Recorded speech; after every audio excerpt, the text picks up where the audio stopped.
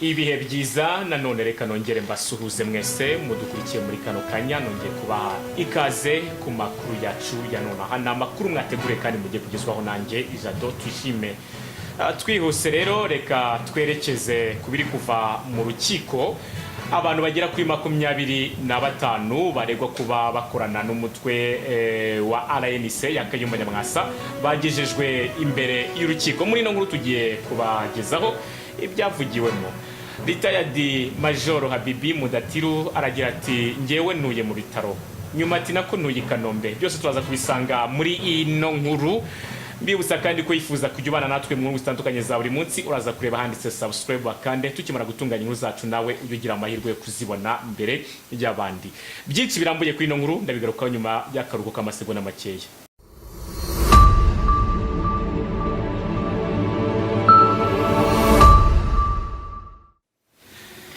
Reka nkomeze mbashimire mwese mumaze gukanda subscribe kugira ngo tujye tubana mu nkuru zitandukanye za buri munsi, ndetse n'abamaze kubikora mwamaze kuba abone mukaba mubana natwe mu nkuru zitandukanye, turabashimiye cyane. Twihuse rero reka twerekeze mu rukiko. Uyu mugabo mureba ni Retired Major Habibi Mudatiru wagaragaye imbere y'ubutabera, bigaragara yuko afite imbago ndetse afite n'igikomere.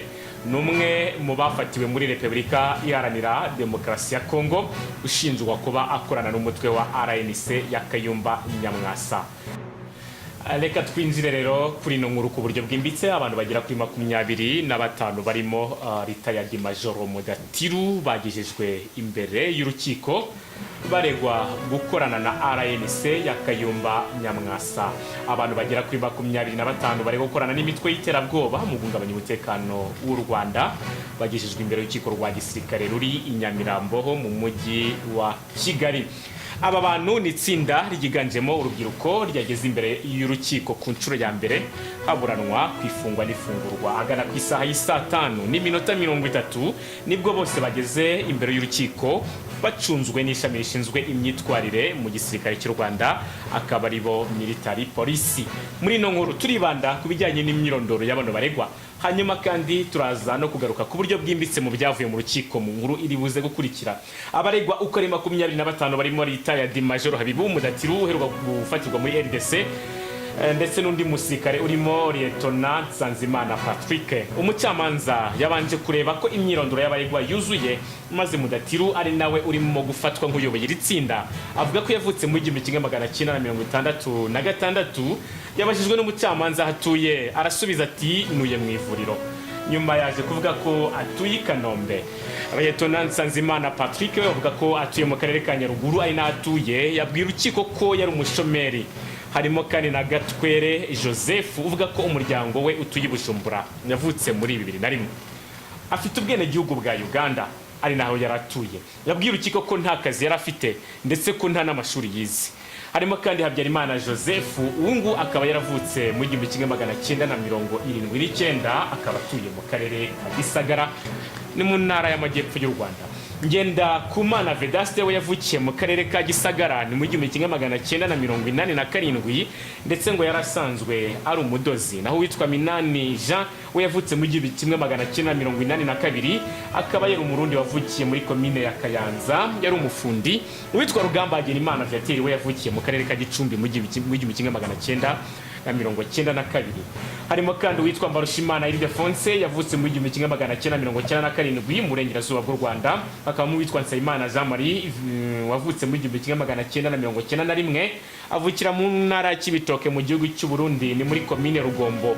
Nsengiyumva Janvier yavutse mu 1977, nawe no Murundi yavukiye muri komine Mbuye.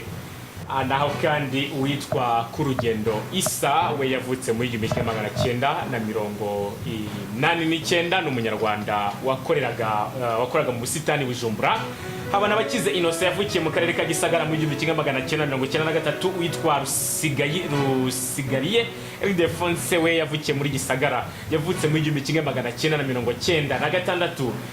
Desiderio Fredi ni umunya-Uganda utuye i Mubende, yavutse mu 1996, asanzwe ari umuhinzi. Gashumba Andre wo mu karere ka Nyagatare, ndetse akabaza kandi ari uwitwa kandi Gashumba Andre wo mu karere ka Nyagatare, ndetse akaba atuye Rukomo aho yavukiye mu 1966, n'umuhinzi wari utuye muri Uganda. Ndikumana Issa we yavutse mu 1978, yari umufundi avuka muri Gisagara mu ntara y'Amajyepfo y'u Rwanda, asanzwe ari n'umuhinzi. Ngiruwera Shadrack wo mu karere ka Gakenke yavutse mu 1996, ndakaza kandi witwa Ndira Riha Jean Dodier afite ubwenegihugu bw'u Burundi, utuye mu Kibitoke, yavutse mu 1987, yarasanzwe acuruza amandazi. Abarurema Jackson wo mu karere ka Nyagatare we yavutse mu 1994, naho Iribanje Ramberi wo muri Tanzania avuka mu 1996, ariko yavuze ko afite ubwenegihugu bwa Malawi.